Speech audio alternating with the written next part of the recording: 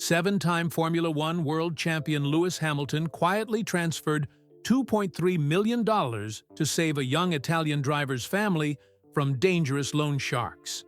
The payment was hidden behind anonymous foundations and fake charity names. For 3 years, no one knew the truth. Then a single bank document leaked to the wrong journalist. What happened next shocked the entire racing world and changed 2 lives forever. Sarah Chen's phone buzzed at 2:14 a.m., jolting her awake in her tiny London flat. The caller ID showed unknown number. She almost ignored it.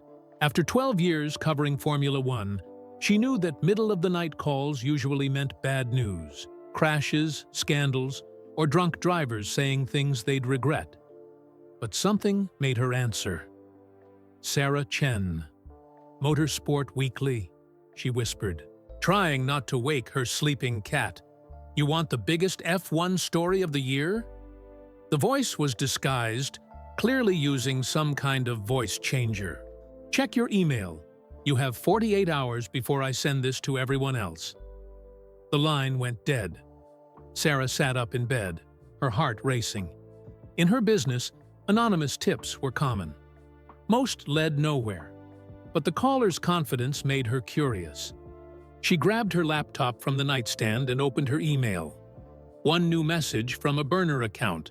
F1 Secrets, protonmail.com. No subject line. Just an attachment labeled LH Payment Proof, PDF. Sarah opened the file with shaking hands. What she saw made her gasp out loud. It was a bank document from Credit Suisse Monaco, dated June 15, 2021.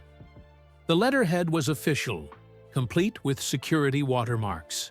A wire transfer for $2.3 million from L. Hamilton Charitable Trust to M. Rossi Racing Debts. Urgent payment. Lewis Hamilton, the 7-time world champion. Secretly paying someone's racing debts? Sarah rubbed her eyes and looked again. The TE document looked real. Every detail seemed perfect. Account numbers, reference codes, even the banker's signature. But who was Monsieur Rossi? And why would Lewis Hamilton secretly pay their debts? She quickly opened her laptop's F1 database. Rossi. There were several Rossis in motorsport history, but no current F1 drivers with that name. She searched deeper, checking Formula 2, Formula 3, and various national series. Then she found it. Marco Rossi, Italian, born 1999 in Naples. Former Ferrari Driver Academy member, Formula 2 champion in 2020, expected to join F1 in 2022 but disappeared from racing entirely in late 2021. Sarah's journalist instincts kicked in. This was huge. Lewis Hamilton, one of the sport's biggest stars, secretly helping a young driver who then vanished from racing? The story had everything: mystery, money, and 2 of the most important things in F1, secrets and redemption. But she had to be careful. Her job at Motorsport Weekly was hanging by a thread. The magazine was cutting staff, and Sarah's last 3 big stories had fallen through. Her editor, James Morrison, had made it clear. One more false story, and she was gone. This better be real, she whispered to herself. Sarah started making a plan. First, she needed to verify the document. Bank records could be faked. But Credit Suisse had specific security features she could check. Second, she needed to find Marco Rossi. Where had he gone after leaving racing? Why had he needed such a large amount of money? Most importantly, she needed to understand why Lewis Hamilton would secretly help a rival driver. Lewis was known for his charity work, but this was different. This was personal, private, and hidden. She looked at the clock. 2:47 a.m. In a few hours, The Silverstone circuit would come alive for the British Grand Prix weekend. Lewis would be there, preparing for his home race. Marco Rossi. Well, nobody knew where Marco Rossi was. Sarah grabbed her phone and called her contact at Credit Suisse. Vincent Torres had helped her verify financial documents before. His phone went to voicemail. "Vincent, it's Sarah Chen. I need you to verify a bank document urgently. I'm sending it now. Call me back as soon as you get this." She sent the PDF and waited. Then she started researching everything she could find about Marco Rossi's disappearance from racing. The story was strange. Marco had been one of the most promising young drivers in motorsport. Ferrari had high hopes for him. Several F1 teams were interested. Then, suddenly, he withdrew from all racing activities in September 2021. No explanation, no goodbye. He just vanished. His last public appearance was at the Italian Grand Prix at Monza. Photos showed him talking to various team bosses, looking confident and happy. One photo caught Sarah's attention. Marco shaking hands with Lewis Hamilton in the paddock. Both men were smiling, but something in their eyes suggested the conversation was serious. That was 3 months before the mysterious payment. Sarah's phone rang. Vincent Torres. "Sarah? What are you doing awake at this hour?" "Working on something big. Did you check the document?" "I did. The format looks correct. The watermarks match our 2021 standards, but I can't verify if the transaction actually happened without more information." "Where did you get this?" "Anonymous source." "Vincent, if this is real, how much trouble would someone be in for leaking it?" "Bank confidentiality is serious business, Sarah. If someone leaked this without permission, they could face criminal charges. Are you sure you want to pursue this?" Sarah looked at the document again. $2.3 million, Lewis Hamilton's name. I.e., young driver who disappeared mysteriously.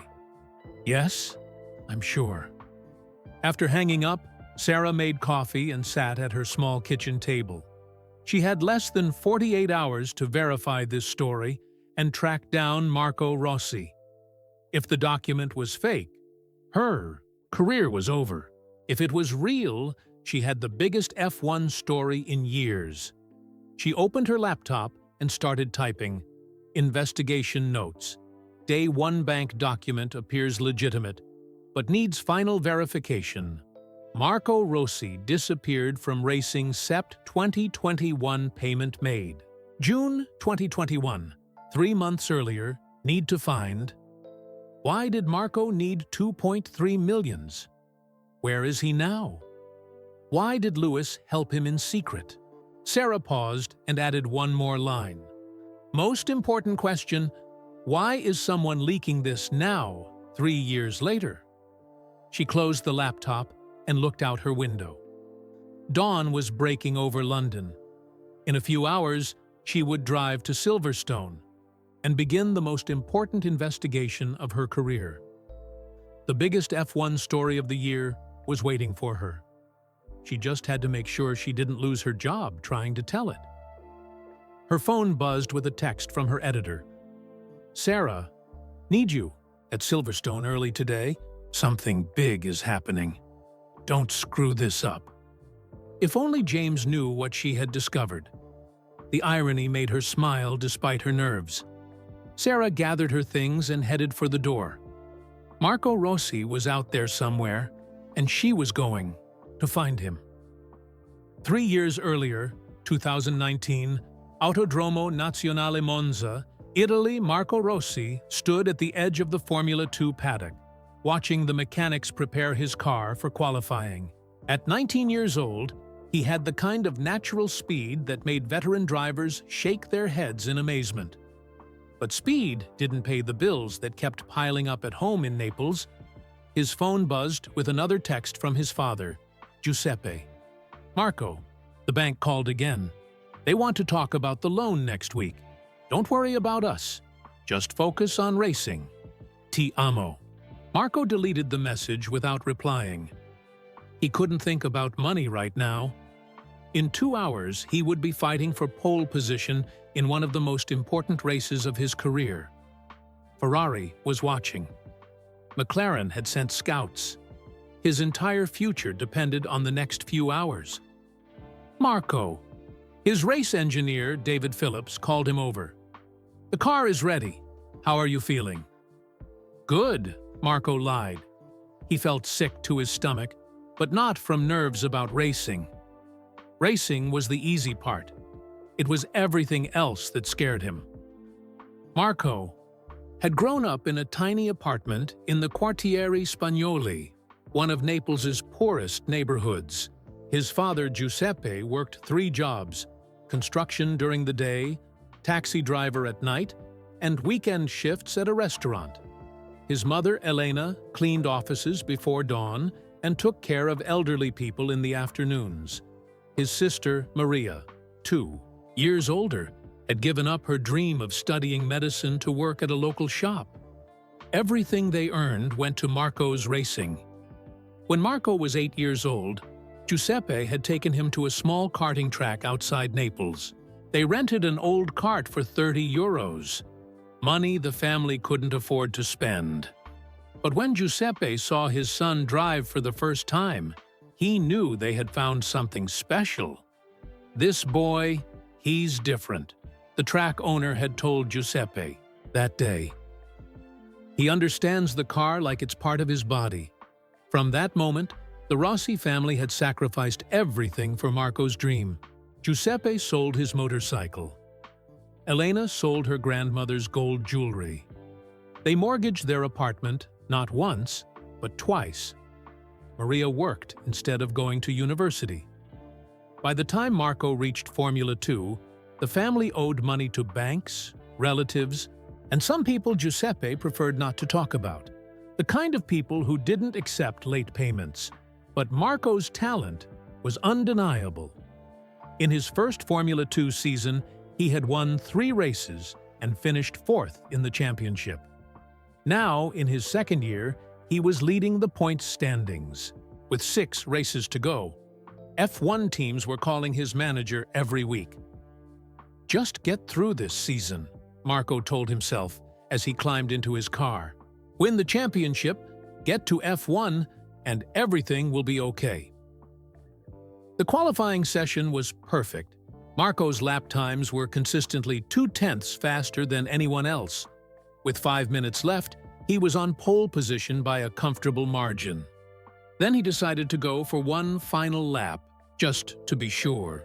Turn 7 at Monza is a fast right-hand corner that requires perfect timing. Marco took it slightly faster than usual, trying to find that extra 1/10 of a second. The rear of the car stepped out, and for a moment, he was sliding sideways at 180 kilometers per hour. Most drivers would have panicked. Marco simply adjusted his steering, let the car settle, and continued his lap. When he crossed the finish line, his time was 0.4 faster than second place. In the Ferrari garage, team principal Mattia Binotto turned to his chief scout. "Sign him," he said simply. "Whatever it takes." But Mattia didn't know about the phone calls Giuseppe was receiving from men with heavy Neapolitan accents. He didn't know about the letters arriving at the Rossi apartment with no return address. He didn't know that Elena Rossi couldn't sleep at night because she was afraid of what might happen if they couldn't pay their debts. After qualifying, Marco called home. His sister, Maria, answered. "Marco, we watched qualifying on television at the shop. Everyone was cheering for you." "How's Papa?" Marco asked. Maria's voice changed. "He's working." "But Marco, some men came to the apartment today. They wanted to talk to Papa about business. Mama was scared." Marco's heart sank. He knew what kind of men visited people who owed money they couldn't pay. In Naples, there were traditional ways of handling debt problems. None of them were pleasant. "Tell Papa I'll send money next week," Marco said. "How much money do you have?" Maria asked gently. Marco looked at his bank account on his phone. After paying for his racing expenses, he had 847 euros. The family owed nearly 3 million. Enough, he lied. That night, Marco couldn't sleep. He walked around the hotel, thinking about his family's sacrifices. Giuseppe had worked himself into exhaustion. Elena's hands were rough and scarred from cleaning. Chemicals. Maria had given up her dreams completely. And now, dangerous people were involved. Marco had heard stories about what happened to families who couldn't pay their debts to the wrong people. Sometimes they lost their businesses. Sometimes they lost their homes. Sometimes they lost more than that. He thought about quitting racing and getting a normal job. With his mechanical knowledge, he could probably make decent money as a technician. But even working full-time, it would take decades to pay off the family's debts. And by then, it might be too late. Marco's phone rang. Giuseppe. Marco. Figlio. Mio, don't worry about anything. Just focus on racing. Tomorrow you can win, yes? Papa. About the money. No, Marco. You race. You win. Everything else, I handle. But Marco could hear the fear in his father's voice. Giuseppe was trying to sound strong, but Marco knew his father was terrified. The next morning, Marco won the race by 12 seconds. It was a dominant performance that had every F1 team taking notes. After the race, reporters surrounded him, asking about his future plans. I just want to keep improving, Marco told them. My family has given everything for this dream. I have to make it worth their sacrifice. What he didn't tell the reporters was that he had 48 hours to figure out how to save his family from the consequences of their love for him. As Marco packed his bags to leave Monza, his phone buzzed with a text from an unknown number. Your father owes us money. We are not patient people. You have 1 week to find a solution, or we will find our own. Marco stared at the message, his hands shaking. All his racing success meant nothing if he couldn't protect his family. He deleted the text and tried to smile for the cameras as he left the circuit. But inside, he was already wondering if his F1 dream was about to become his family's nightmare. March 2020, Naples, Italy. Giuseppe Rossi stared at the pile of unpaid bills on his kitchen table. The COVID-19 lockdown had been in place for 2 weeks, and his construction company had lost every contract overnight. The government promised help for small businesses, but promises didn't pay rent or put food on the table. Papa? Marco found his father sitting in the dark at 3 a.m., calculator in hand, surrounded by papers. Marco, you should be sleeping. You have simulator work tomorrow for Ferrari. I can't sleep when you're worried. Marco sat down across from Giuseppe. How bad is it? Giuseppe tried to smile. It's nothing we can't handle. But Marco could see the truth in the numbers scattered across the table. Invoice after invoice marked unpaid in red ink. Bank statements showing account balances dropping towards zero. And worst of all, a letter from Credito Meridionale with the words "Final Notice" stamped across the top. Papa, tell me the real number. How much do we owe? Giuseppe's shoulders sagged. 2.8 million euros, maybe more with the interest. Marco felt the room spin. 2.8 million euros. It might as well have been 28 million. Even if he made it to Formula One, even if he became a star, it would take years to earn that much money. The construction loans were secured against the apartment. Giuseppe continued quietly. If we can't pay by September, we lose everything. What about the other creditors? Giuseppe didn't answer immediately. Finally, he said, some of them are not as patient as the banks. Marco knew what that meant. The loan sharks who had invested in his racing career were expecting returns. These weren't the kind of people who accepted payment plans or sympathy for hard times. The next morning, Marco's phone rang early. His manager, Antonio Perez. "Marco, we have a problem. Haas wants to meet about a 2021 seat, but they've heard rumors about your family's financial situation. They're concerned about distractions." "What kind of rumors?" "Someone told them your father owes money to dangerous people." "Is it true?" Marco closed his eyes. In racing, reputation was everything. Teams didn't want drivers with baggage. They wanted focused athletes who could perform under pressure, not young men worried about their family's safety. "It's complicated," Marco said. "Complicated means no contract," Antonio replied bluntly. F1 teams have their pick of talented drivers. They won't choose someone who might miss races because of family problems.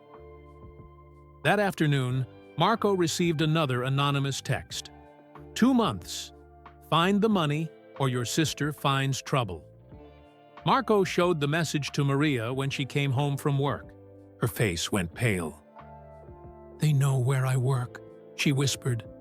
"This morning, a man was waiting outside the shop. He didn't say anything, just watched me." That night, the Rossi family held a meeting around their small kitchen table. Elena had made pasta with whatever ingredients they had left. Giuseppe had aged 10 years in the past month. Maria couldn't stop looking over her shoulder. "I'll quit racing," Marco announced. "I'll get a job, help pay the debts." "No," Giuseppe slammed his hand on the table. "We didn't sacrifice everything so you could give up now." "Papa, listen to yourself. You're talking about sacrifice, but what if they hurt Maria? What if they hurt Mama?" Elena reached across the table and took Marco's hand. "Afiglio, your talent is a gift from God. We can't waste it." "Mama, my talent won't protect you from these people." Maria spoke quietly. "Marco, I've been thinking. What if we could get advances on your F1 contracts? Teams must pay signing bonuses. The high teams that were interested are backing away. Word is getting around about our problems." Giuseppe pulled out a business card he'd been keeping hidden. There might be another way. The card was simple, expensive looking. Salvatore Torino, Private Investment Solutions. A Naples phone number. "Papa, no," Marco said immediately. "Not him." Salvatore Torino was known throughout Naples. He lent money to people who couldn't get traditional loans.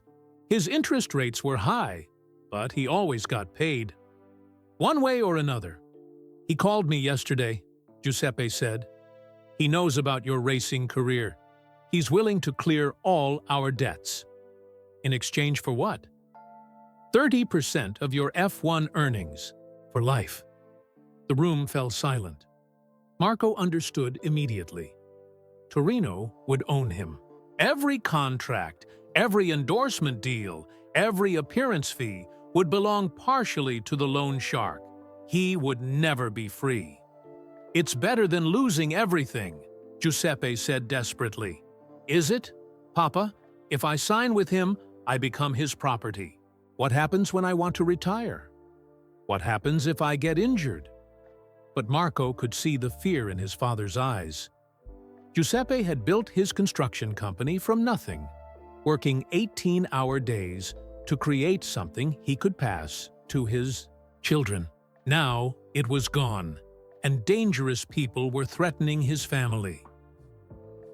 2 days later, Marco met Salvatore Torino at an expensive restaurant in central Naples. Torino was younger than Marco expected, maybe 40, wearing a perfectly tailored suit and gold jewelry that probably cost more than most people earned in a year. "Marco Rossi," Torino smiled, showing perfect white teeth. "The next Italian F1 star. I've been watching your career with great interest." My father said you might help with our debt problem. Help? No, Marco. I solve problems. Your family owes 2.8 million euros to various creditors, including some of my associates. This creates stress for everyone involved. Torino slid a contract across the table. I pay everything. Your family keeps their home. Your sister stays safe. Your mother sleeps peacefully.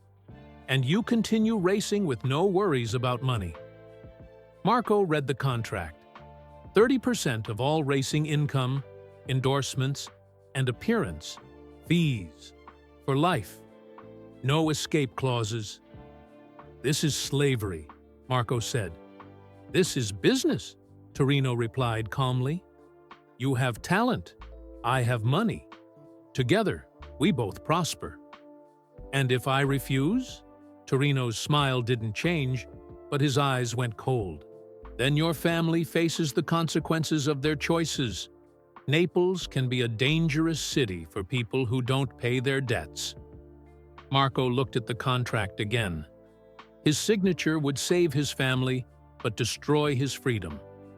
His refusal would protect his independence, but might cost his family everything. I need time to think. You have 24 hours, Torino said, standing up. After that, I withdraw my generous offer, and your family deals with their creditors directly. That night, Marco couldn't eat, couldn't sleep, couldn't think about anything except the impossible choice he faced: save his family by selling his soul, or protect his future while risking their safety. At sunrise, he made his decision.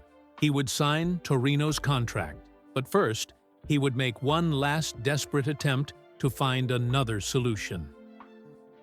May 2021, Monaco Marco.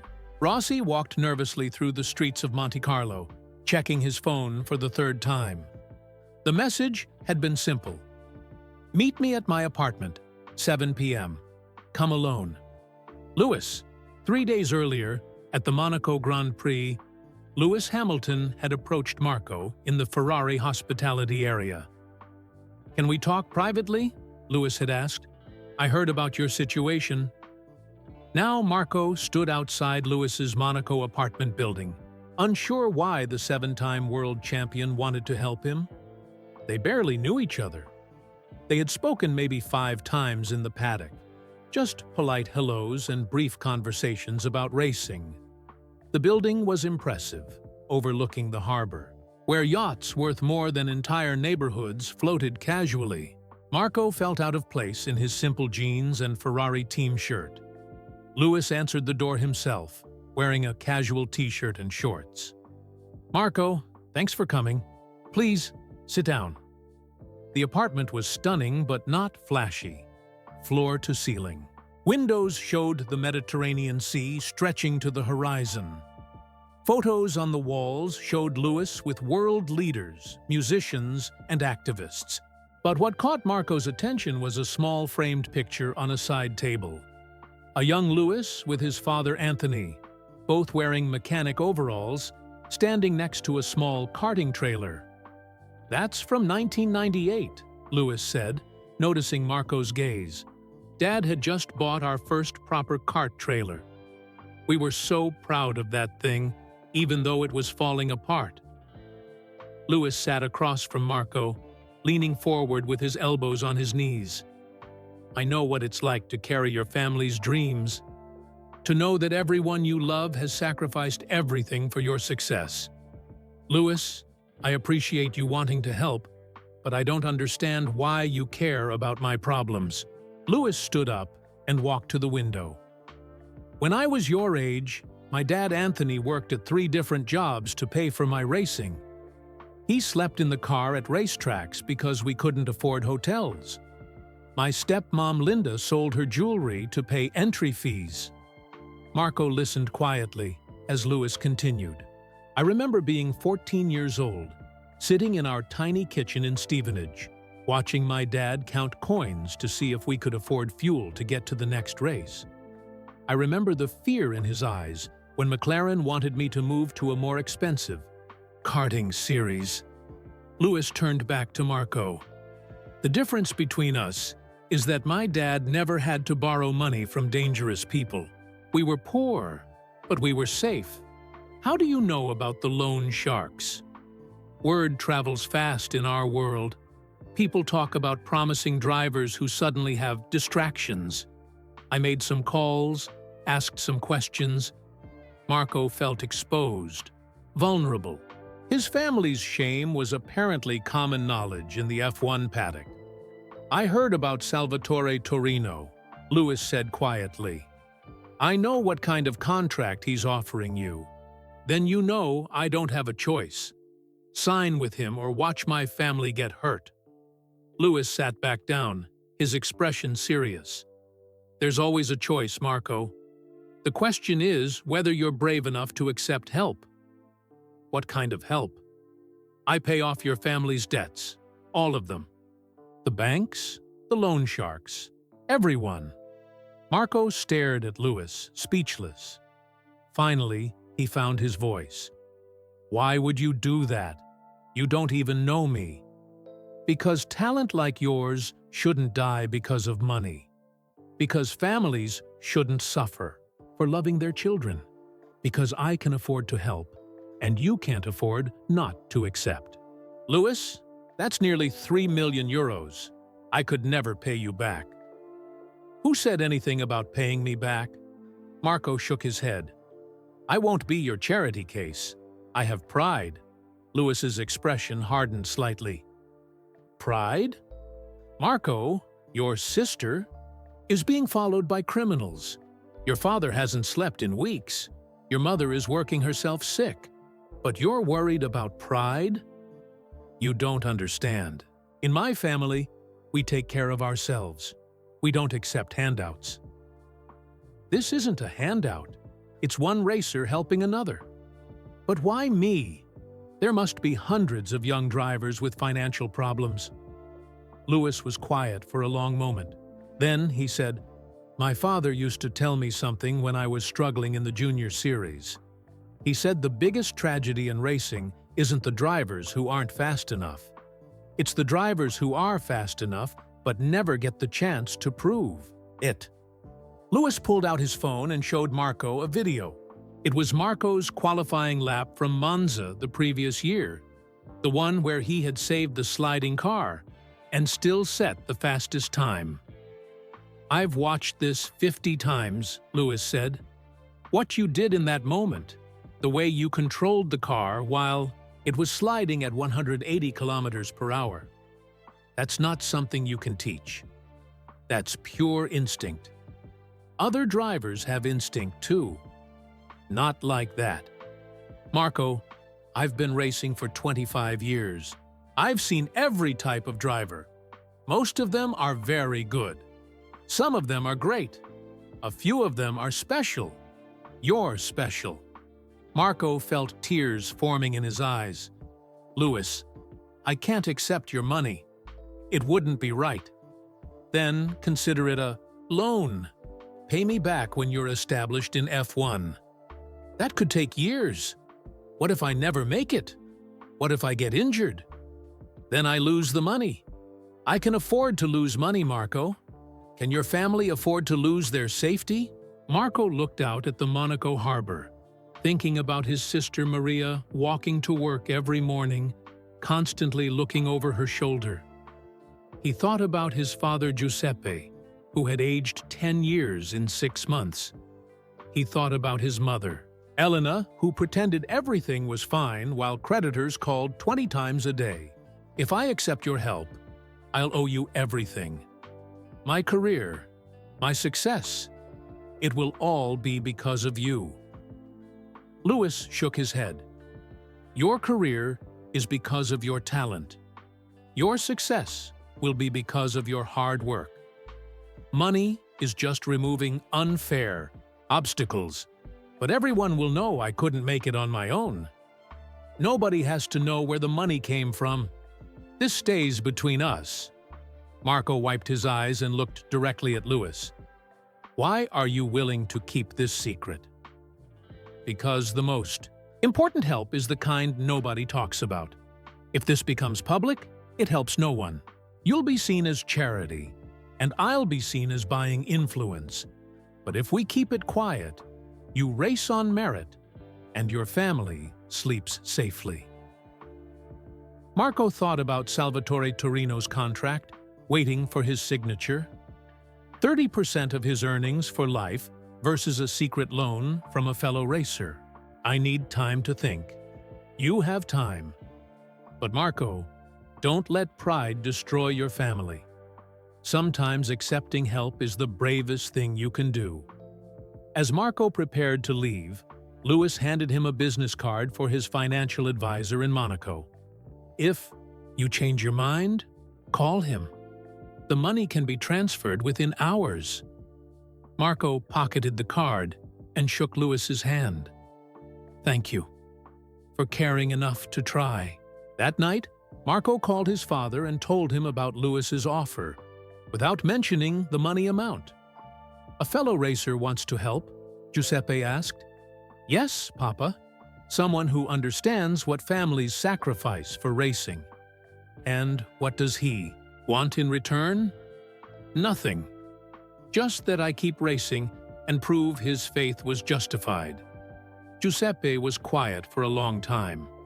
Finally, he said, Sometimes, Figlio, pride is a luxury we cannot afford. Marco looked at Lewis's business card and Torino's contract, lying side by side on his hotel room desk. One represented freedom with dignity. The other represented slavery with family safety. But there was a third option he hadn't considered. What if he could have both dignity and safety? The next morning, Marco made a decision that would change everything. June 2021, Naples and Monaco Marco Rossi walked into the offices of Hamilton Financial Management in Monaco at exactly 9 a.m. He had spent the entire night thinking about Lewis's offer, weighing his options, and finally reaching a conclusion that surprised even himself. Mr. Rossi, the receptionist smiled professionally. Mr. Williams is expecting you. David Williams, Lewis's financial advisor, was a calm British man in his 50s who looked like he had handled difficult situations before. His office was simple, but expensive, with certificates on the wall showing his qualifications in international banking. Lewis told me you might call, David said, shaking Marco's hand. Please, sit down. How can we help you? Marco took a deep breath. I want to accept Lewis's offer, but with conditions. What kind of conditions? I don't want to know where the money comes from. I don't want Lewis's name on any documents. And I want to pay it back with interest, like a real loan. David raised his eyebrows. You want the help, but not the connection? I want to sleep at night knowing I earned my F1 career. If I know the money came from Lewis, every victory will feel borrowed. Every contract will feel like charity. David leaned back in his chair, studying Marco carefully. That's an unusual request. Most people want to know who their benefactor is. I'm not most people. Can you make this happen? It's possible. We could create a charitable foundation, make the payments look like they come from an anonymous motorsport fan. But Marco, Lewis will still know he helped you. That's fine. He can know. I just can't. Know it came specifically from him. Does that make sense? David smiled slightly. Actually, it makes perfect sense. It preserves your dignity while solving your family's problem. 3 hours later, Marco walked out of the office with a plan. Within 48 hours, his family's debts would be paid by something called the European Motorsport Development Foundation. The paperwork would show that an anonymous benefactor had selected the Rossi family as recipients of a special grant for promising young drivers facing financial hardship. Marco called his father immediately. Papa, I have good news. Someone is going to help us. Who? I don't know. a foundation that supports young racing drivers. They heard about our situation and want to help. Giuseppe was suspicious. What do they want in return? Nothing. Just that I continue racing and try to make it to Formula One. Marco, this sounds too good to be true. Papa, sometimes good things happen to good people. Maybe we've suffered enough. The next morning, Giuseppe's phone rang at 6 a.m. The caller identified himself as a representative from Credito Meridionale Bank. Mr. Rossi, we're calling to inform you that your outstanding loan has been paid in full. The payment came from a European Motorsport Development Foundation. Giuseppe nearly dropped the phone. What? How much was paid? The full amount, sir. 1.8 million euros, including all interest and fees. Your account is now clear. Within an hour, Giuseppe received similar calls from 6 other creditors. Every debt, every loan, every outstanding balance, all paid in full. Even Salvatore Torino's associates called to confirm that their investment had been returned with generous interest. Elena Rossi cried when Giuseppe told her the news. Maria hugged her father and asked the same question 3 times. Are you sure? Are you really sure we're safe? That afternoon, Marco's phone buzzed with a text from an unknown number. Congratulations on your scholarship. Make the most of this opportunity. A friend. Marco smiled and deleted the message immediately. He didn't want to know if it was from Lewis or someone else. The beauty of the plan was in not knowing. 2 weeks later, Marco received a call from Gunther Steiner at Haas F1 team. Marco, we'd like to offer you a seat for 2022. Are you interested? Very interested, Marco replied, trying to keep his voice steady. Good. The financial concerns that worried us before seem to have been resolved. Your family situation is stable now? Completely stable. Excellent. We'll send the contract details this week. After hanging up, Marco sat in his apartment and thought about Lewis Hamilton. Somewhere in Monaco, Lewis was probably reading the same news reports about Marco's F1 signing.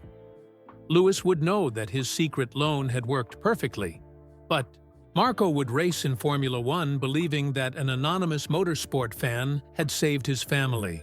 He would drive every lap knowing that his talent, not charity, had earned him the opportunity. Lewis Hamilton had given Marco the greatest gift possible: help without the burden of gratitude. 3 months later, at the Italian Grand Prix at Monza, Marco qualified 15th for his first F1 race. As he walked through the paddock, he passed Lewis Hamilton near the Mercedes garage. "Good luck today," Lewis said casually. "Thank you," Marco replied, not knowing that he was talking to the man who had made his F1 dream possible. Lewis watched Marco walk away and smiled to himself. Sometimes the best good deeds were the ones nobody talked about. But Lewis had no idea that his carefully planned secret was about to create a problem he never expected. March 2022, Bahrain International Circuit Marco Rossi sat in his Haas garage, staring at his helmet before the first practice session of his Formula One career. The white and red design looked perfect under the bright Bahrain lights. Everything he had dreamed of was finally happening. So why did he feel like throwing up? "Marco, 5 minutes until we go out," his race engineer called over the radio. Marco nodded and tried to focus. This was his moment. His family was watching from Naples, probably crying with joy. Giuseppe had taken the day off from work, the first day off he'd taken in 2 years. Elena and Maria were hosting a viewing party for the whole neighborhood.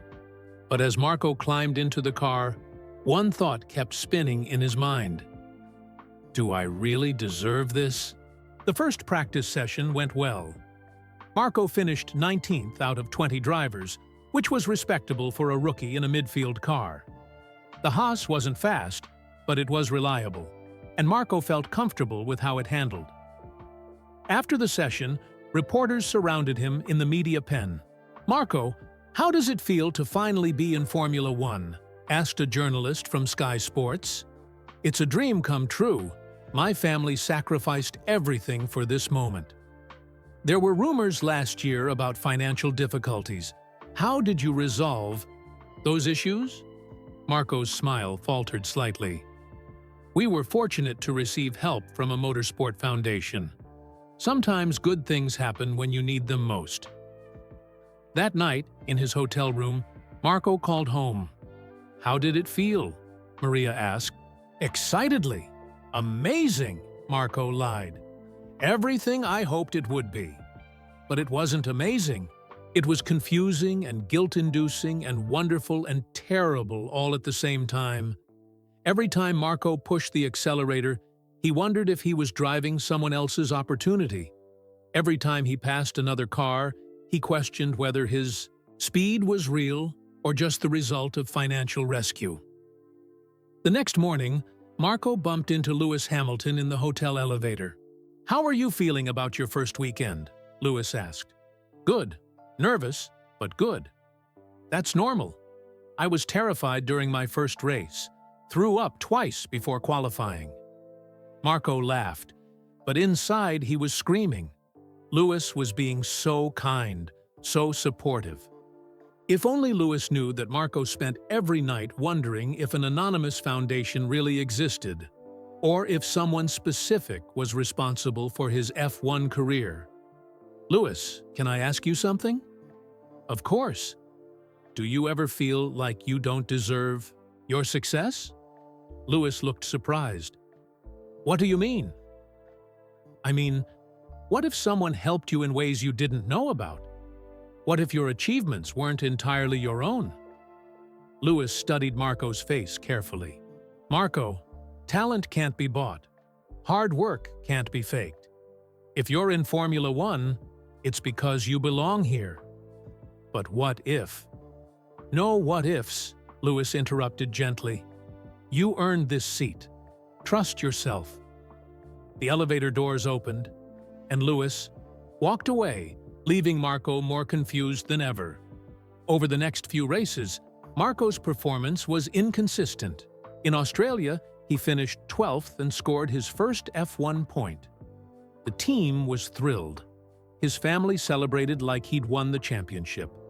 But Marco felt hollow. As he stood on the podium for the point-scoring ceremony, he looked into the crowd and wondered if his mysterious benefactor was watching. Was this person proud? Disappointed? Did they expect better results for their investment? After the race, Gunther Steiner pulled Marco aside. "Good drive today, but I need to talk to you about something." Marco's heart sank. "What's wrong?" "Nothing's wrong. But some of the engineers are concerned about your mental state. You seem distracted, anxious. Is everything okay at home?" "Everything's fine. My family is happy. All our problems are solved." "Then what's eating at you? You have the speed, Marco, but sometimes you seem like you're racing scared." Marco wanted to tell Gunther everything. About the mysterious foundation, about his suspicions that someone specific had saved his family, about the guilt that followed, him around every racetrack. But he couldn't. The secret had to be kept. "I'm just adjusting to F1. It's a big step up from Formula 2. Gunther didn't look convinced. "Marco, whatever's in your head, you need to sort it out. Haas invested in your talent, not your worries." That night, Marco called his sister Maria. "I saw the race on television," she said. "You looked sad on the podium. Shouldn't you be happy?" "I am happy." "Marco, I know you. You've been strange since we moved to F1. What's wrong?" Marco almost told her.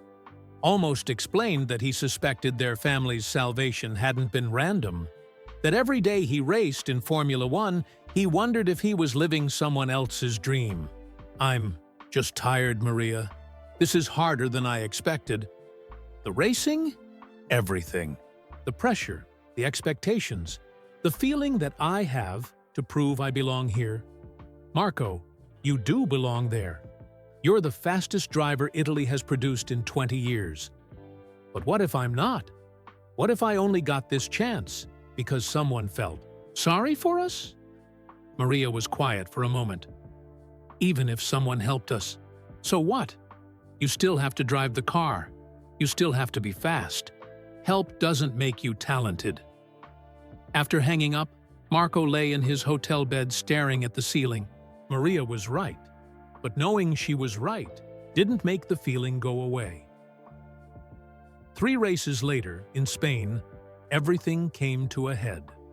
Marco was running 8th, his best position ever, when he lost concentration thinking about his mysterious benefactor. He braked too late for a corner, locked up his tires, and crashed into the barriers. As the medical car arrived, Marco realized his secret was destroying him from the inside. He needed to know the truth, even if it ruined everything. November 2022, São Paulo, Interlagos Circuit Medical Center, the Brazilian Grand Prix had started perfectly for Marco. He was running 7th, his best qualifying position of the season, and the Haas was handling beautifully in the tricky, wet conditions. For the first time in months, Marco felt like he was truly racing instead of just surviving. Then, on lap 43, everything went wrong. Marco was following Daniel Ricciardo through the Senna S-curves when he lost concentration. Instead of focusing on the racing line, his mind wandered to the same question that haunted him every day. Who really saved my family? The momentary distraction was enough. Marco braked a fraction too late for turn 4, locked up his front wheels, and slid straight into the tire barriers at 160 kilometers per hour. The impact wasn't terrible by F1 standards, but it was hard enough to rattle Marco's helmet against the headrest and leave him shaken. As the safety car was deployed and marshals worked to remove his damaged Haas, Marco sat in the cockpit and felt something break inside him. Not physically, emotionally. He was tired of living a lie, tired of wondering, tired of feeling like a fraud every time he put on his racing helmet. In the medical center, Dr. Silva checked Marco for concussion symptoms while Lewis Hamilton waited outside. Word had spread quickly that Marco had requested to see Lewis after the crash. "Everything looks normal," Dr. Silva announced. "No signs of head injury. You were lucky. Can I see Lewis now?" "5 minutes, then you need rest." Lewis entered the ETOF, small medical room looking genuinely concerned. "How are you feeling?" "Like I need to tell you something," Marco said, his voice shaking slightly. Lewis sat down in the plastic chair next to Marco's examination bed. "What's on your mind?" "I know it was you." Lewis's expression didn't change, but Marco caught the slight pause before he responded. "I don't know what you mean." The European Motorsport Development Foundation, the anonymous benefactor, the mysterious payment that saved my family. Marco looked directly into Lewis's eyes. "It was you, wasn't it?" Lewis was quiet for a long moment. Outside, they could hear the roar of F1 cars continuing the race. Finally, Lewis spoke. "Why do you think that?" "Because I hired a private investigator 3 months ago. I couldn't live with not knowing anymore." Lewis leaned back in his chair. "What did you find?" "The foundation exists, but it was created 2 days before my family's debts were paid. The initial funding came from a trust account registered in Monaco. The same trust account that sponsors several of your charitable activities. Marco, I know you were trying to help. I know you thought keeping it secret would be better for me. But Lewis, it's been destroying me. Lewis rubbed his face with his hands. How has it been destroying you? Every race. I wonder if I deserve to be here. Every time I pass another driver, I question whether it's my talent or your charity. Every night, I lie awake thinking about whether I'm living someone else's dream. But you are talented. You earned this seat. Did I? Or did I get this seat because Haas knew my family problems were solved? Because teams weren't worried about distractions anymore? Lewis stood up and walked to the small window overlooking the pit lane. Marco, you were always going to make it to Formula One. Your speed in Formula 2 proved that. But what if I wasn't? What if my family's debt problems had scared away every team? What if I'd been forced to quit racing to help pay bills? Then your talent would have been wasted because of money. That's exactly what I was trying to prevent. Marco sat up on the examination bed. Lewis, I understand why you did it. I'm grateful that you cared. But I can't race anymore carrying this secret. What are you saying? I'm saying I can't live a lie. Every time someone congratulates me on my F1 career, I feel like I'm stealing credit for something you made possible. Lewis turned back to Marco, his expression serious. So, what do you want to do? I want to tell people the truth. I want to announce that Lewis Hamilton saved my family and made my F1 career possible. Marco, think about what you're saying. If you do that, people will always see you as the driver Lewis Hamilton rescued. Every achievement will be overshadowed by that story. Maybe, but at least I'll be able to sleep at night. Lewis sat back down, leaning forward with his elbows on his knees. There's something else you should know. You're not the only one struggling with this secret. What do you mean? I've been watching you race this season. I've seen your performances, your struggles, your inconsistency. I realized that my attempt to help you might have hurt you instead. You've been feeling guilty too? Every time I see you looking unhappy on the podium, every time I hear about your crashes, I wonder if I made a mistake. I wanted to give you freedom to race without worrying about money. Instead, I gave you a different kind of worry. Marco and Lewis sat in silence for a moment, both lost in thought. Finally, Marco spoke. What do we do now? I don't know, but Marco, whatever we decide, I want you to know something. The money I paid, it wasn't charity. It was an investment in talent. I genuinely believe you belong in Formula One. Even if I never pay you back, I never expected you to pay me back. That was never the point. Marco felt tears forming in his eyes. Lewis, I think I need to quit racing. What? Why? Because I can't handle the pressure anymore. Every race, I feel like I'm performing for you instead of for myself.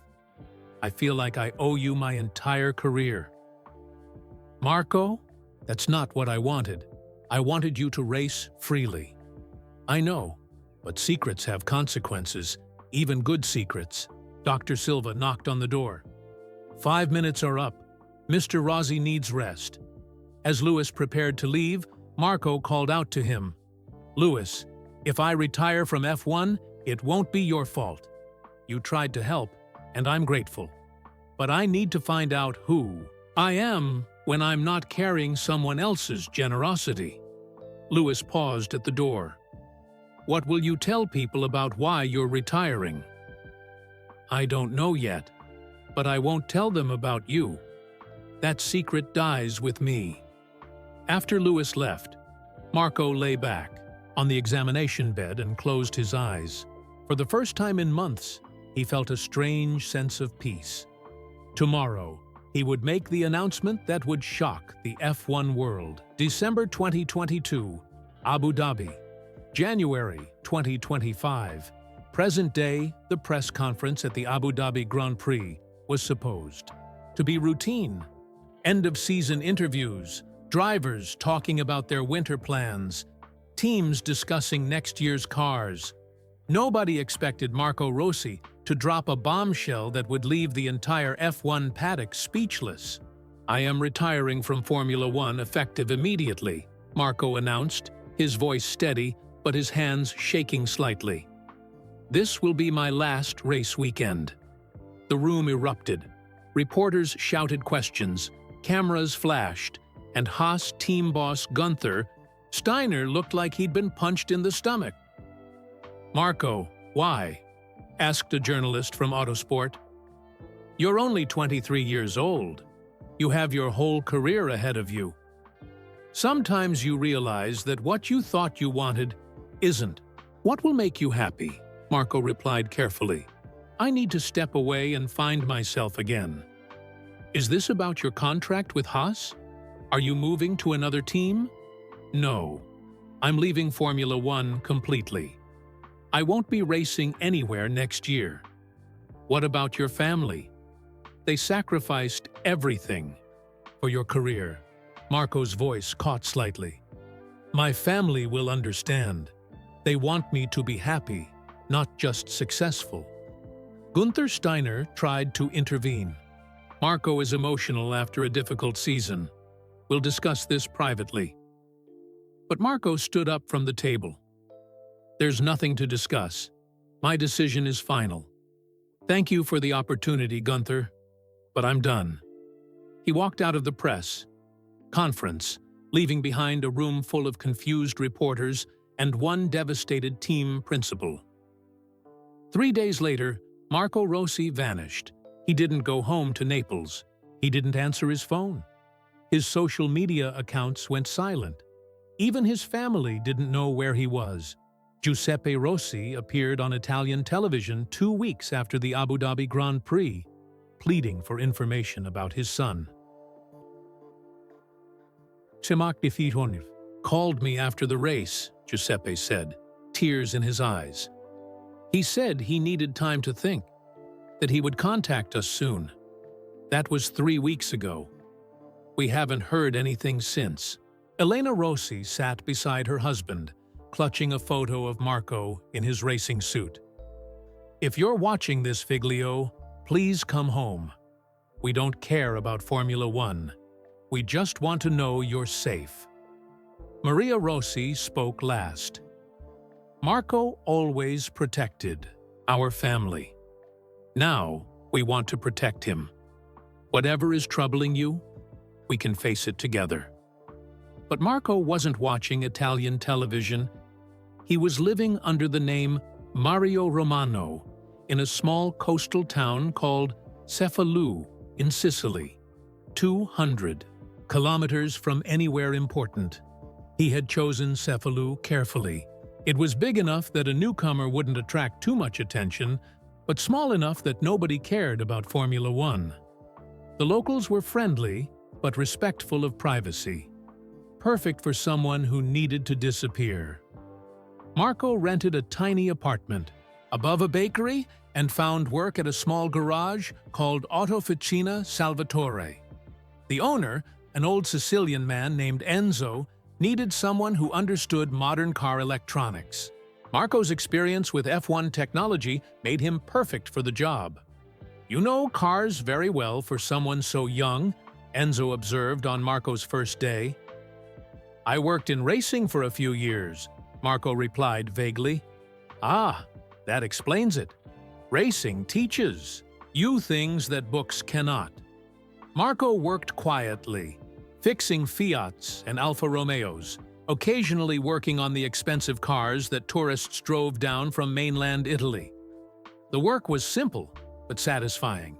When he fixed an engine, it stayed fixed. When he solved a problem, it was really solved.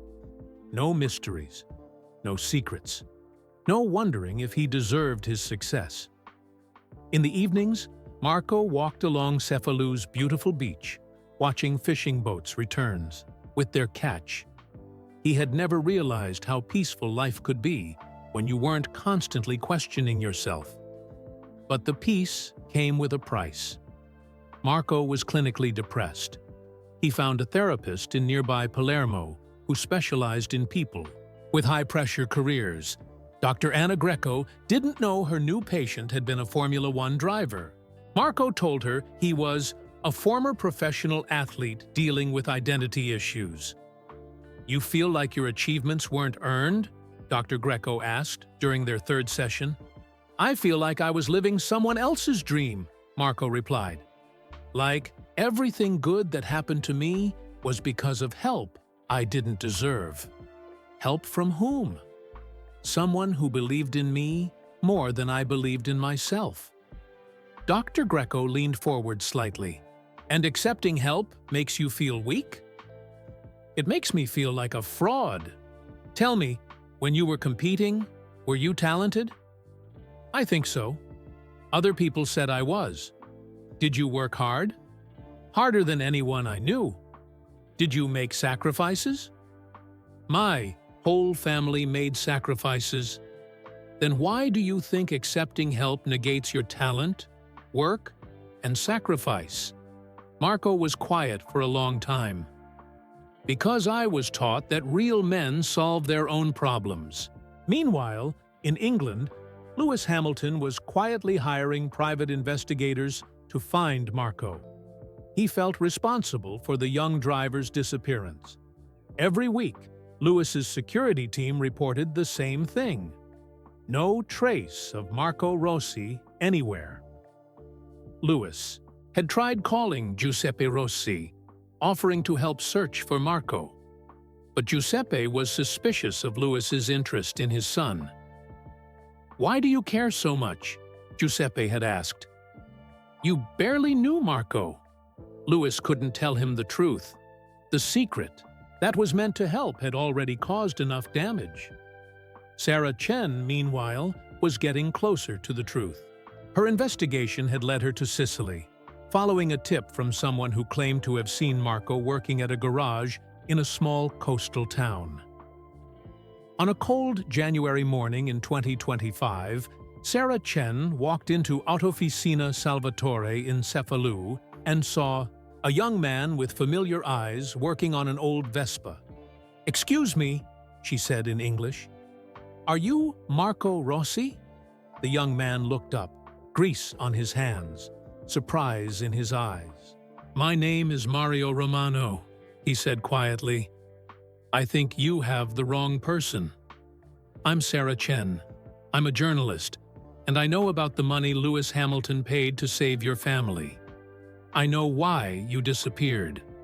Marco set down his wrench and stared at her. "How did you find me?"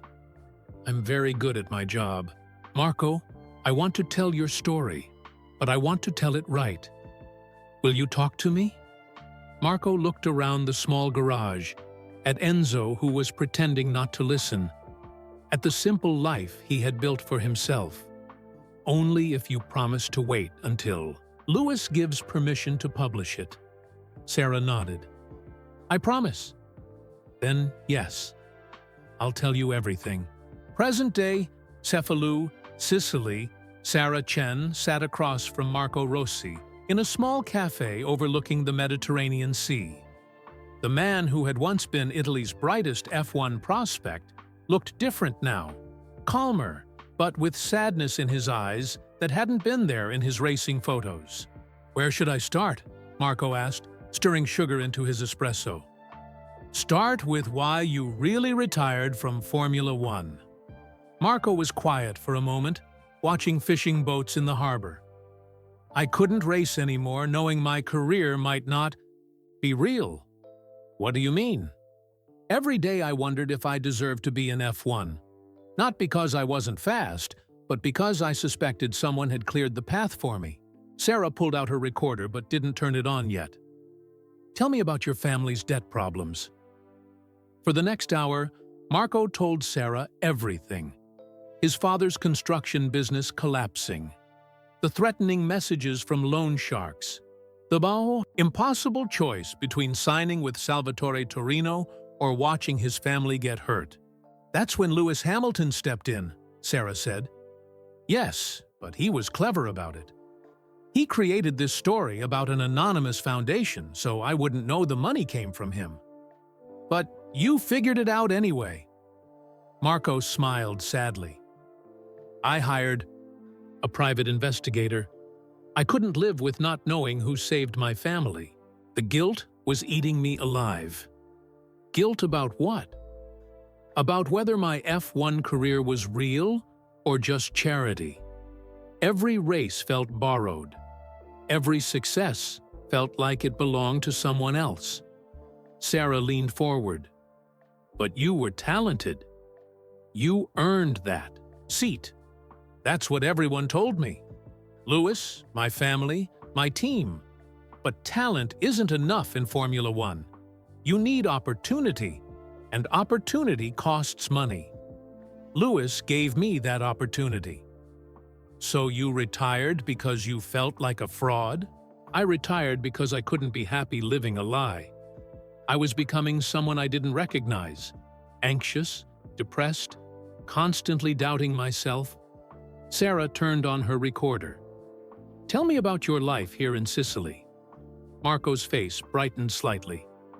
For the first time in years, I'm at peace. I work at Enzo's garage fixing cars. Simple problems with simple solutions. When I repair an engine, I know it was my skill that fixed it. Are you happy? Happier than I was in Formula One. But I'm still struggling. I see a therapist in Palermo every week. What does your therapist say? Dr. Greco says I have something called imposter syndrome, made worse by secrecy. She says not knowing was worse than knowing would have been. Have you been in contact with Lewis since you left? No, but I think about him every day. I know he was trying to help, and I feel terrible that his kindness caused so much pain. Sarah paused her recording. Marco, I think Lewis wants this story to come out. What makes you say that? The bank document that started my investigation, it was leaked deliberately. Someone wanted this story told. Marco stared at Sarah. You think Lewis leaked it? I think Lewis realizes that keeping the secret hasn't helped either of you. But if this story becomes public, everyone will know I only made it to F1 because of charity. Or everyone will know that Lewis Hamilton saw incredible talent being wasted and did something about it. Sarah showed Marco an article on her laptop. Since your retirement, 3 other young drivers have mysteriously had their debts paid by anonymous benefactors. Word is spreading through the paddock that someone is helping talented drivers. Marco read the article, his eyes widening. You think Lewis has helped others? I think your story inspired other people to help, but they're staying anonymous because they saw what secrecy did to you. That's good, isn't it? More young drivers getting help? It's wonderful. But Marco, these other drivers don't know they're not alone. They might be struggling with the same guilt that tortured you. Marco leaned back, thinking. You think telling my story might help them? I think it might change how motorsport handles financial barriers forever. Instead of secret help that creates guilt, maybe we could have open programs. But Lewis would be exposed. Maybe that's what he wants now. Maybe he's learned that good deeds done in secret can cause harm. Marco was quiet for several minutes. Finally, he spoke. If I agree to let you publish this story, I want Lewis to approve it first. And I want him to know I don't blame him for anything. I can arrange that. And Sarah, there's something else. Something I've never told anyone. What? I've been donating money to young drivers facing financial problems, using money I saved from my F1 salary to pay it forward. Sarah's eyes widened. How many drivers have you helped? 5 so far. Karting kids whose families are struggling. A Formula 3 driver who almost quit because of debt. Marco, that's incredible. I learned something from Lewis's kindness. Help should be given freely, but it should also be given openly. These kids know The money comes from a former racing driver who understands. They don't know it's me specifically, but they know it's one racer helping another. Sarah shook her head in amazement. So Lewis helped you, you're helping others, and the cycle continues. Exactly. But the real story isn't about money. It's about how talented people shouldn't have their dreams killed by financial problems they can't control. And that's the story I want to tell. Marco finished his espresso and stood up. Then let's call Lewis. It's time for all the secrets to end. As they walked back toward the garage, Sarah realized she had found something bigger than a financial scandal. This was about changing motorsports culture, making it possible for talent to rise, regardless of family wealth. Marco, one more question. Do you miss racing? Marco smiled for the first time since she'd met him. Every day. But I needed to learn who I was without it first. And do you know now? I'm getting there. Maybe someday I'll race again. But next time, it will be because I choose to, not because I feel obligated to justify someone else's investment. Present day, Cefalù, Sicily. 2 days later. The small, coastal town of Cefalù had never seen a Mercedes-AMG G-Wagon driving through its narrow streets. Local fishermen stopped mending their nets to watch the expensive SUV navigate carefully around parked Vespas and old Fiats. Children playing soccer in the piazza paused their game as the black vehicle pulled up outside Autofficina Salvatore. Lewis Hamilton stepped out, wearing simple jeans and a white t-shirt, but his presence still drew stares. He had flown to Sicily immediately after Sarah Chen called him with Marco's location and message. Inside the garage, Marco was working on an old Alfa Romeo when he heard Enzo calling his name. Mario, you have a visitor, a very important visitor. Marco looked up from the engine bay, oil on his hands and uncertainty in his eyes. Through the garage entrance, he could see Lewis Hamilton standing in the afternoon sunlight, looking nervous for the first time Marco could remember. Lewis, Marco said quietly, wiping his hands on a rag. Hello, Marco. They stood facing each other for a moment, 3 years of secrets and guilt hanging between them like morning fog over the Mediterranean. Can we talk? Lewis asked. Marco nodded. To Enzo, who tactfully disappeared into his office. The two drivers walked outside to a small seawall overlooking the beach, where fishing boats rocked gently in the harbor. You look good, Lewis said. Healthy. I feel better than I have in years, Marco replied. But Lewis, I need to tell you something first. I'm sorry. Sorry for what? For wasting your kindness. For letting your generosity become my burden. For disappearing instead of talking to you about what I was feeling. Lewis sat down on the seawall, staring out at the horizon. Marco, I'm the one who should apologize. I thought I was helping you, but I created a different kind of prison. You saved my family, my sister, my parents. They're safe because of you. But you're not racing. The whole point was to keep you racing. Marco sat down beside Lewis. I needed to stop racing to remember why I loved it in the first place. And do you remember why you loved it? I'm starting to. Working on these simple cars, feeling the satisfaction of fixing problems with my own hands. It's helping me understand that I have real skills, not borrowed ones.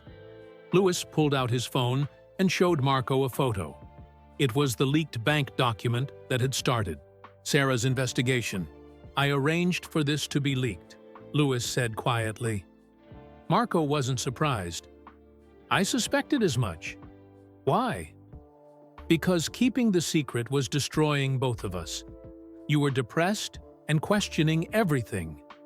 I was watching a talented driver waste away because of my attempt to help secretly. When did you realize the secret was hurting more than helping? Your crash in Brazil. When you told me you wanted to quit racing, I knew my plan had backfired completely. I wanted to give you freedom, but I gave you a different kind of cage. Lewis stood up and walked closer to the water. After you disappeared, I spent months thinking about what went wrong. I realized that anonymous help, no matter how well-intentioned, can feel like charity to the person receiving it. It wasn't charity, Lewis. I understand that now. But it felt like charity to you, and that's what mattered. I should have been honest from the beginning. Marco joined Lewis at the water's edge. Would you do it differently if you could go back? Yes. I would have offered to help openly, as a mentor to a fellow driver. No secrets, no anonymous foundations. Just one racer helping another, with everything transparent. But I might have refused help if it wasn't anonymous. Then I would have found other ways. Introduced you to sponsors, created legitimate opportunities, helped you build your own support network. There are ways to help that don't create dependence or guilt. Marco picked up a smooth stone and skipped it across the calm water. Lewis, I have something to confess, too. What? I've been helping other young drivers, 5 of them so far, using money I saved from my F1 salary. Lewis turned to look at Marco. How? Small amounts to karting families who are struggling. Bigger help to a Formula 3 driver who was about to quit because of debt. But I do it openly. They know it comes from a former racing driver who understands their situation. That's incredible, Marco. I learned from your mistake. Help should come with connection, not anonymity. These kids know they're not alone, that someone in their sport cares about their success. Lewis smiled for the first time since arriving. So you took my flawed approach and made it better. I took your generous heart and found a healthier way to share it. They walked back toward the garage, both men more relaxed than they'd been in years. Marco, I want to ask you something, but I need you to know there are no expectations attached to my question. Ask, do you want to race again? Marco was quiet for a moment. Yes, but not in Formula One. Not yet, anyway. What do you mean? I've been thinking about sports cars, GT racing, endurance events, racing for the pure joy of it, not because I owe anyone anything or need to prove I belong somewhere. That sounds perfect. Lewis, if I do start racing again, I want to do something publicly. I want to create a foundation that helps young drivers, but does it openly. No secrets, no anonymous benefactors.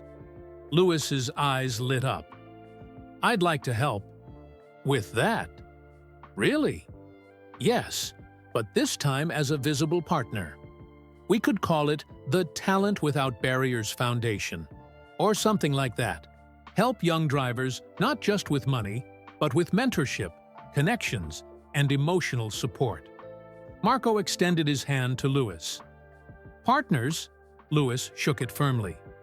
Partners. As they stood outside the small garage, Sarah Chen approached with her camera ready. Are you both ready to tell this story to the world? She asked. Lewis looked at Marco, who nodded. We're ready, Lewis said. But Sarah, this isn't just about what happened in the past. It's about what we're going to do in the future. Sarah smiled. Even better. The world needs to hear about second chances and learning from mistakes. 3 months later, Marco Rossi returned to racing. Not in Formula One, but in the World Endurance Championship, driving for a small Italian team. At his first race back, cameras captured him embracing Lewis Hamilton in the paddock, not as a secret benefactor and guilty recipient, but as 2 racers who had learned that the best help comes with honesty, respect, and genuine friendship. The leaked bank document had revealed a secret payment. But the real story was about how two men transformed a mistake into a mission to change their sport forever. On the day Sarah's article was published, Lewis and Marco announced the creation of the Talent Without Barriers Foundation. Within a week, 12 other F1 drivers had joined as supporters. Within a month, they had helped 15 young drivers continue their racing careers. The secret was finally over. The mission had just begun. Marco never returned to Formula One, but he didn't need to. He had found something more valuable than racing success. He had found himself, and in doing so, had helped Lewis find a better way to use his influence and wealth. Sometimes the greatest victories happen off the track. We'd love to know. Where are you listening from? Drop your location in the comments below and let us know what you thought about this amazing tale of motorsport, family sacrifice, and the power of helping others. If this story touched your heart and made you believe in the goodness of people, please give this video a thumbs up and subscribe to our channel for more incredible real-life stories that will inspire and amaze you. Most importantly, share this video with your friends and family. Stories like this remind us that kindness exists everywhere, and sometimes the most powerful help comes from the most unexpected places. Let's spread awareness about how we can all make a difference in someone's life, just like Lewis Hamilton did for Marco Rossi. Thank you for listening, and remember, sometimes the greatest victories happen off the track.